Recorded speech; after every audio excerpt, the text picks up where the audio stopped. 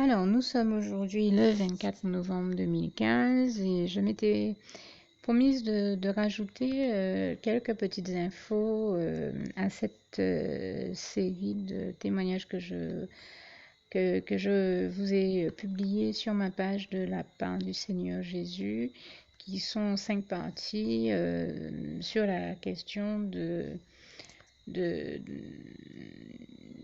des attentats de Paris et comment dire ça, sur la manière de les voir, on pourrait dire, sous l'angle de la foi, puisque, bien entendu, comme je le disais, avec ces attentats, et nous savons que dès qu'il y a attentat, ils ne sont perpétrés que forcément par le diable et tous ses serviteurs et enfants, puisque nous savons très bien que le Seigneur Jésus nous a avertis en Jean 10, verset 10, que celui qui est venu pour tuer, détruire et tout le reste, ce n'est que le diable et que, bien entendu, lui et ses enfants font les mêmes œuvres, hein, des œuvres destructrices et les plus mauvaises qui soient.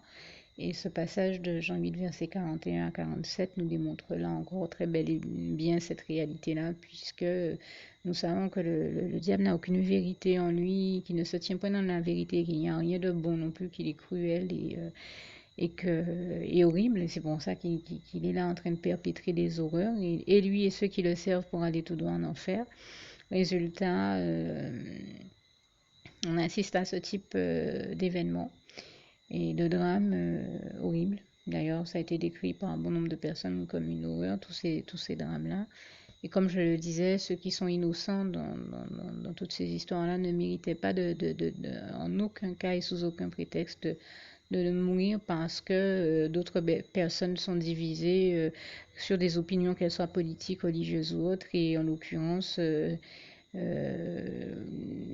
ces personnes-là ne méritent pas de mourir pour des débats avec lesquels elles n'ont même rien à voir les trois quarts du temps. Maintenant, tout ce que je voudrais dire, c'est que, alors, comme j'ai eu l'occasion de le dire hein, dans les autres témoignages, malheureusement, le diable commet tous ces méfaits-là, toutes ces horreurs-là, et profite de ça pour amener les gens qui n'ont jamais peut-être entendu parler de la réalité de son existence ou alors qui n'y croient pas, parce que malheureusement, certains ont l'habitude, sont tellement aveuglés qu'ils ne se rendent pas compte de cette réalité-là et de la réalité de l'existence du diable et de ses œuvres. Mais comme je viens de le citer, hein, s'il y en a qui doutent encore, ils n'ont qu'à lire Jean 10, verset 10 et Jean 8, verset 41 à 47. Ça aide à atterrir, je crois, hein, sur cette réalité-là. Et bien entendu, malheureusement, l'ennemi est celui qui, comme j'ai l'habitude de le dire, est derrière tout drame humain que vous puissiez trouver, toute situation problématique et génératrice de souffrance, et même toute souffrance que l'humanité ait eu à endurer, eh bien, ne proviennent en réalité qu'une seule et même source, le diable, qui est l'emmerdeur de service. Comme me disait un frère en Christ un jour, nous avons tous connu, nous sommes tous passés par des classes à l'école où il y avait toujours quelqu'un qui était là à casser l'ambiance, à provoquer des problèmes, à savoir celui qu'on appelait l'emmerdeur de la classe. Et là, on ne dit pas ça pour être vulgaire, mais tout simplement parce que c'est la meilleure image à prendre, dans la mesure où le diable est un emmerdeur fini, doublé de vieux pervers, qui ne rate pas une occasion d'emmerder les gens, avec ou sans raison. Hein. Il s'attaque aux gens sans raison valable, et toi, quand du temps, tout simplement parce que dans sa fonction d'emmerdeur de la classe, il ne peut pas s'empêcher d'emmerder les gens. Et bien entendu, nous savons que le Seigneur va lui remettre au centuple la gravité de ses actes et qu'il ira tout simplement cramer en enfer dans les flammes éternelles de la géhenne, et toute la gloire revient à Dieu, à Jésus, à son Saint-Esprit, que nous remercions déjà par avance des souffrances qu'il va lui infliger pour nous avoir, à nous, enfants de Dieu, infligé des souffrances. Et l'un des passages qui nous démontre là encore bel et bien cette réalité-là, c'est le passage de Romains 16, verset 20, qui nous dit bien, ouais, qui nous laisse un grand espoir. Et j'ai envie de dire, ce passage-là est personnellement pour moi d'ordre réellement jubilatoire. Nous attendons avec impatience le moment où le Seigneur va infliger à l'ennemi la correction visible de tout ce qu'il mérite. Et c'est donc ce passage de Romains 16, verset 20 qui nous dit bien que le Dieu de paix, enfin le Dieu de paix écrasera bientôt Satan sous vos pieds, que la grâce du Seigneur Jésus demeure avec vous. tout cas, moi, je le dis à ma manière. N'hésitez pas à regarder comme c'est textuellement écrit dans vos Bibles. Et en tout cas, je rends grâce et gloire à Dieu, à Jésus, à son Saint-Esprit, parce que nous attendons ce moment-là avec bonheur et jubilation, comme je le disais, le moment où l'ennemi va enfin recevoir tout ce qu'il mérite pour ce qu'il nous a fait souffrir. Et non seulement nous, mais sa manie, aussi pour sa manie de toujours être en train de salir la réputation de Dieu et de le calomnier, et de salir sa réputation, lui et celle de ses enfants, et de les calomnier eux aussi. Résultat, eh bien, je rends déjà grâce et gloire à Dieu par la foi pour ce qu'il va faire. Et surtout, je remercie d'avance le Seigneur. Et je crois qu'il était donc nécessaire, mais justement, de prendre le temps de faire tous ces témoignages et d'expliquer peut-être à ceux qui n'ont pas encore conscience que justement, toutes ces gravités-là sont de l'horreur qui s'est produite, notamment dans le drame de Paris, mais tout autre drame qui existe sur Terre, n'ont jamais été du fait de Dieu, de la volonté de Dieu. Dieu n'a pas pu créer, comme je le disais, des êtres humains pour les détruire derrière. Il n'y a que le diable qui cherche à les détruire et qui provoque toutes ces horreurs-là. Mais dans sa perversion, comme je le disais, parce que je disais que le diable n'est qu'un vieux pervers, il a le toupet d'essayer de faire croire aux gens que c'est Dieu qui a voulu qu'il en soit ainsi, il a le toupet de parler à travers certaines personnes et de les amener à dire que c'est au nom de Dieu qu'il tue, alors que Dieu n'a jamais demandé à qui que ce soit de tuer qui que ce soit. Dieu n'a pas pris le temps d'amener des gens à l'existence et à la vie pour demander ensuite qu'on les détruise. Ça ne rime tout bonnement à rien. Comme je le disais dans une autre partie de ce témoignage, c'est comme si vous me disiez que vous mettez des heures et des heures et des heures à créer quelque chose, et quand vous avez fini, vous appelez quelqu'un pour lui dire est-ce que tu peux détruire ce que je viens de créer? Ben non, personne ne fait jamais ça parce que on se dit j'ai trop investi dans ma création. Bien au contraire, les trois quarts du temps, on dit ben je fais tout pour que surtout personne ne vienne ni toucher ni la détruire. Ben Dieu fait pareil avec nous. Nous, ses enfants. Cependant, nous savons que, comme me disait un jour une sœur en Christ, tout le monde n'est pas enfant de Dieu. Tout le monde n'a pas l'intelligence d'ouvrir son cœur au Seigneur et d'être sincère avec lui et de lui dire oui. Et nous savons que malheureusement, ben, ceux qui ne disent pas oui à Dieu, ne pas dire oui à Dieu, c'est-à-dire dire non à Dieu, ça revient à dire oui au diable. Et une fois qu'ils disent oui au diable, ben, le diable s'abat sur eux et ça se termine dans les horreurs qu'on a pu constater lors de ce drame, dans ce type d'horreur-là. Et à ce moment-là, c'est pas Dieu qu'on peut incriminer, mais le diable et ses enfants seuls. Hein. Là encore, hein, le diable est le seul responsable, coupable, blâmable et condamnable de toutes ces situations-là. Il y a tout simplement que nous en avons un peu marre, nous chrétiens. Nous sommes même écœurés de voir comment le diable en profite pour salir la réputation de... Oui, donc comme je vous le disais, et vous l'aurez compris ici, j'ai dû interrompre mon témoignage pour des raisons indépendantes de ma volonté. Et il en profite pour oser avoir l'outrecuidance de faire salir la réputation de l'Éternel, notre merveilleux Dieu d'amour, ce qui est tout bonnement inacceptable. Et il essaie d'en profiter par ce biais-là, de faire Dieu endosser la responsabilité de ses actes, alors que Dieu n'a jamais cherché à détruire ni quoi que ce soit, ni qui que ce soit. Mais que c'est lui seul, bien entendu, qui dans sa manie de détruire, l'a fait. Et comme le diable est toujours dans le déni de la gravité de ses actes, eh bien, il essaie encore, sur ce plan-là, de faire croire que le problème vient de Dieu, alors qu'en réalité, le problème vient de lui seul, le seul responsable et coupable de tout cela. Et alors, en plus, il en profite pour aggraver encore l'illusion, la profondeur de la bêtise et de l'illusion dans laquelle il cherche à plonger les gens en obscurcissant leur intelligence et en les aveuglant, notamment par ce système dans lequel il entretient de fausses croyances et des superstitions vraiment qui tiennent en rien la route, des superstitions à la noix, j'ai envie de dire, puisqu'il a cette manie de faire croire aux gens que le vendredi 13, il y a toujours des malheurs et des événements graves qui se produisent.